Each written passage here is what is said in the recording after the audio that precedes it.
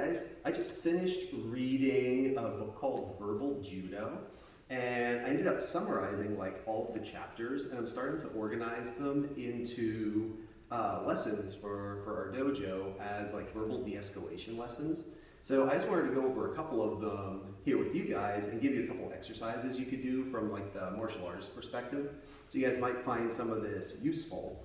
Some of the important stuff I found from this, he sets up like a mindset that George Thompson talks about. It was the 5 truths that fit like all different types of cultures across the globe. That's 5 things that kind of apply to everybody. The first one is all cultures want to be respected and treated with dignity, regardless of the situation. When treated with disrespect, all people want to fight and get revenge.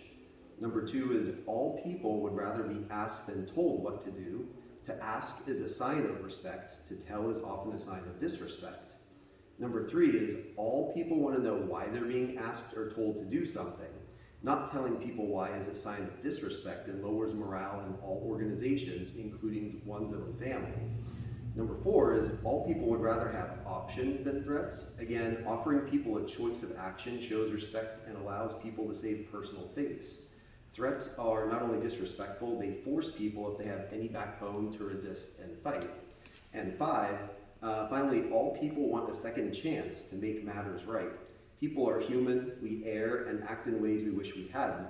Whenever appropriate, people value being given a second chance to get it right.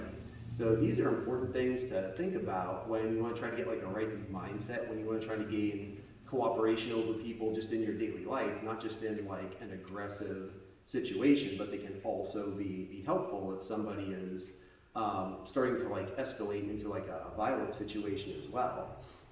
So what we should do is maybe find like an exercise where you can get the students to pick some time where you want to try to get somebody to do something, but they're kind of being difficult, wanting to know like why they're doing it, to do things like give those sort of options. So you can put it into like a self-defense context where you have to get somebody to do something, but the situation's escalating, or you could do it in just like an everyday teaching context where you want to get like a student to do something. They want to know, why are you working this particular technique? So that would be an exercise you can do with all of your students, is like, oh, why should I perform this particular move out of this kata? And you want to be able to explain it to them. So that's the first exercise.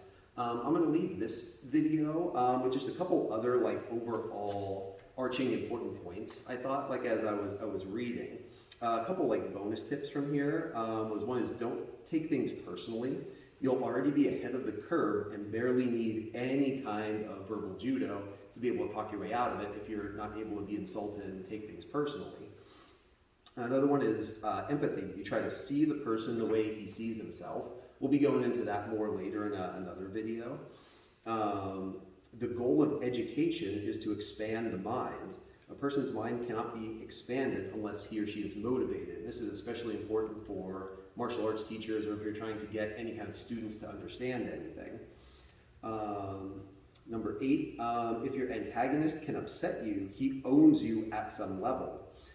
As a teacher, would you let an 8-year-old break your mental kazushi and only have instinctive responses towards them? In some sort of heated conflict, would you allow someone who means to do you harm defeat your ability to have control over your thought process as well? So that's something else, good practical reasons why to try to keep your cool in those kind of situations. Number 9, empathy absorbs tension when things are getting heated. And again, we're going to go into empathy a little bit later. And if you can't empathize with people, you don't stand a chance of getting them to listen to you. Okay, so we're going to go more into that later, but that'll be a good start. Okay, see you guys in the next one.